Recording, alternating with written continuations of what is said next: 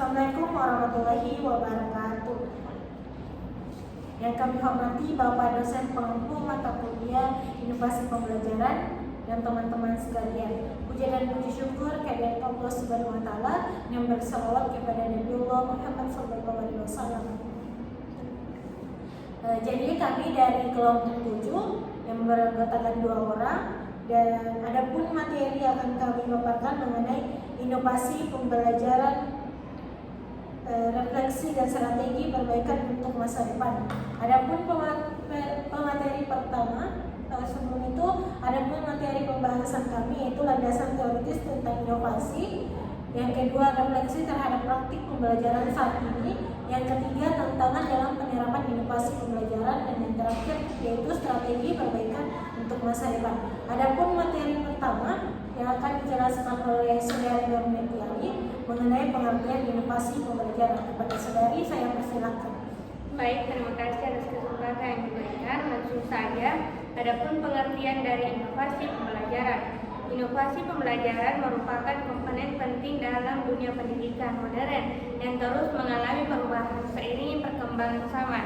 Secara etimologis, kata inovasi berasal dari bahasa Latin innovare yang berarti membuat sesuatu menjadi baru. Dalam konteks pendidikan, inovasi pembelajaran merujuk pada penerapan pendekatan, metode, strategi, atau teknologi baru yang bertujuan untuk meningkatkan efektivitas proses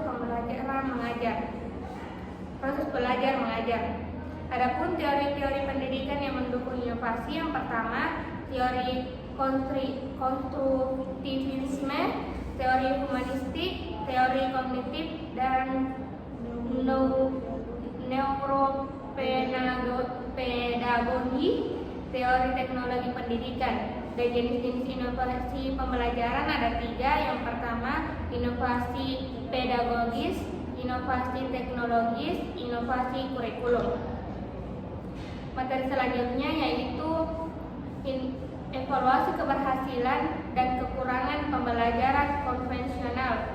Pembelajaran konvensional yang umumnya bersifat tatap muka dengan pendekatan teacher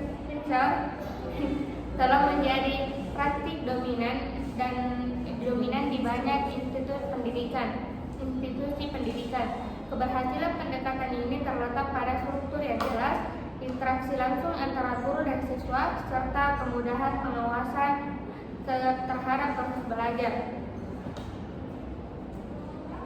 Adapun keberhasilannya, yang pertama, keterlibatan langsung antara guru dan siswa membantu dalam memberikan umpan balik secara instan dan membangun relasi sosial yang positif. Yang kedua, pengawasan lebih mudah dilakukan terhadap kehadiran dan partisipasi siswa. Yang ketiga, pembentukan karakter dan kedisiplinan dapat dilakukan melalui rutinitas sekolah. Adapun kelemahannya yaitu yang pertama, pendekatan satu arah cenderung menghambat partisipasi aktif siswa. Yang kedua, minimnya personalisasi pembelajaran karena semua siswa menerima materi yang sama dalam waktu yang sama. Yang ketiga, keterbatasan sumber daya belajar yang hanya berpusat pada guru dan buku teks. Yang keempat, kurangnya interaksi teknologi, padahal kompetensi digital sangat dibutuhkan di era industri 4.0. Nah, adapun dampak pandemi COVID-19 sebagai titik balik inovasi pendidikan COVID-19 telah menjadi momen krusial yang memaksa sistem pendidikan di seluruh dunia untuk beradaptasi secara cepat dan radikal. Dampak positif pandemi terhadap pendidikan yaitu akselerasi transformasi digital, meningkatkan literasi digital guru dan siswa, munculnya model pembelajaran alternatif. Tantangan yang muncul pada saat pandemi yaitu kesenjangan akses teknologi, beban tambahan bagi guru dan orang tua, penurunan motivasi belajar siswa. Itulah tadi pemaparan materi dari saya kembalikan oleh moderator. Baik, itulah tadi pemateri pertama yang memaparkan mengenai pengertian inovasi pembelajaran dan evaluasi keberhasilan dan kekurangan pembelajaran konvensional. Selanjutnya saya akan melanjutkan pemaparan materi mengenai tantangan dalam penerapan inovasi pembelajaran. Salah satu tantangan utama dalam penerapan inovasi pembelajaran adalah keterbatasan infrastruktur dan teknologi. Banyak sekolah, terutama di daerah terpencil atau dengan sumber daya terbatas, tidak memiliki fasilitas yang memadai. Yang pertama, hambatan teknis dan infrastruktur. Yang kedua, kesiapan guru dan siswa. Yang ketiga, budaya sekolah dan kebijakan pendidikan. Dan yang terakhir, kesenjangan digital.